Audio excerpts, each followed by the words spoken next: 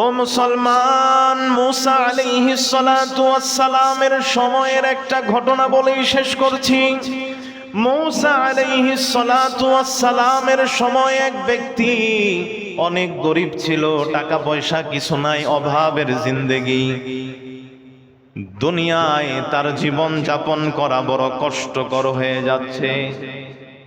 দৈনন্দিন তার চলাফেরা খুবই কষ্টকর হয়ে যাচ্ছে, খরচ করা সম্ভব হচ্ছে না।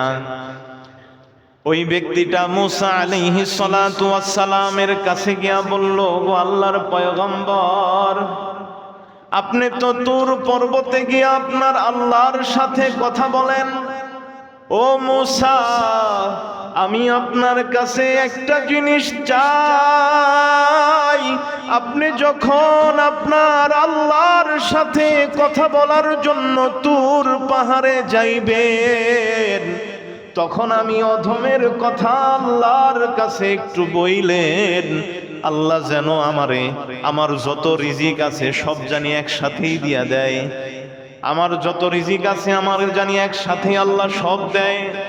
যতদিন বাঁচি আমি আরামে একটু আমার এই যতদিন রিজিক আমার কাছে থাকবে, আল্লাহ আমাকে সব রিজিক যখন একসাথে দিবে, আমি এই রিজিক গুলো নিয়ে যতদিন পারি আমি একটু স্বাচ্ছন্দ্যে চলি।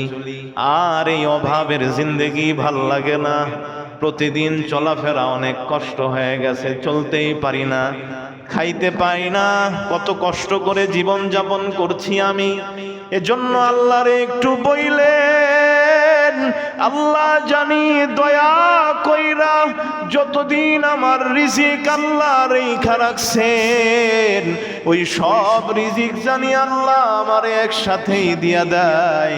এই রিজিক গুলো দিয়ে আমি যতদিন পারি আরামে চলবো। তাও তো কয়টা দিন আমি আরামে চলতে পারলাম। হযরতে মুসা আলাইহিস সালাতু ওয়াস সালাম আল্লাহর কাছে গিয়া বললেন, আল্লাহ, তোমার ওই বান্দা প্রার্থনা করছে, দোয়া চাইছে, সে বলছে তোমায় সব রিজিক তার একসাথে দিয়া দাও।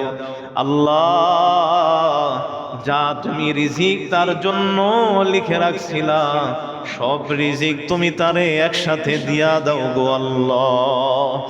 আল্লাহর পয়গম্বর মুসার দোয়া কবুল করলেন। ওই বান্দার যত রিজিক আল্লাহ লিখে রাখছিলেন সব রিজিক আল্লাহ একসাথে তাকে দিয়া দিলেন। আল্লাহ তারে অনেক ছাগল, অনেক পশু, অনেক টাকা, অনেক গম, অনেক চাউল, অনেক ধান, অনেক কিছু আল্লাহ একসাথেই দিয়া দিলেন। হযরতে মুসা আলাইহিস সালাতু ওয়াস সালাম চলে গেলেন নিজ কাজে ব্যস্ত।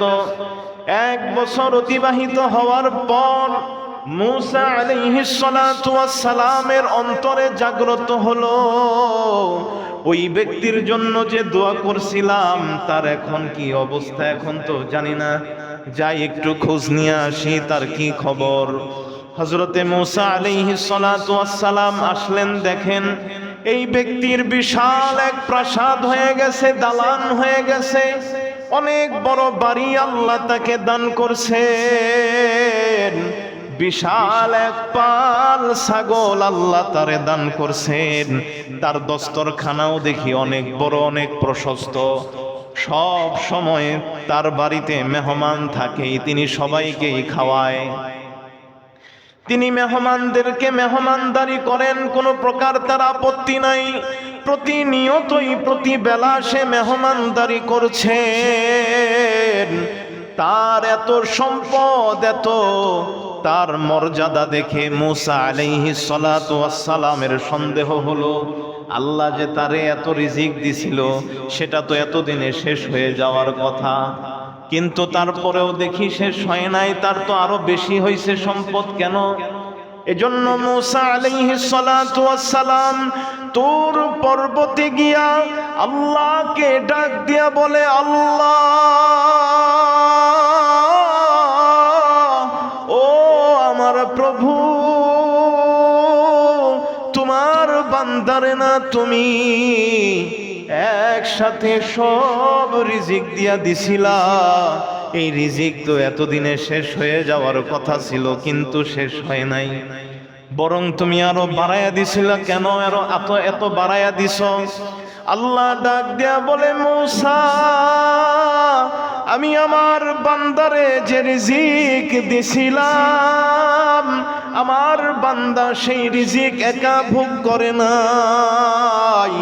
আমার বান্দা এত অভাবী, তাও প্রতিদিন আমার বান্দা প্রতিবেলায় এই রিজিকগুলো অন্যের মাঝেও বন্টন করত।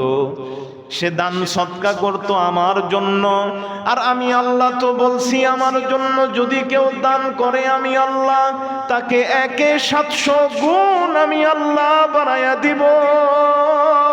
এজন্য আমার বান্দা যখন আমার রাস্তায় দান করলো, প্রতিনিয়ত যখন দান করছে, আমি আমার বান্দার প্রতি 1 টাকা দানে আমি আমার বান্দাকে 700 গুণ আমি বাড়াইয়া দিছি।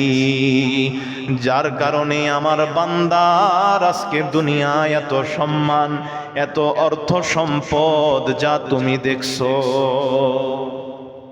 ও মুসলমান, এজন্য আমরাও আল্লাহর রাস্তায় বেশি বেশি দান সদকা করি।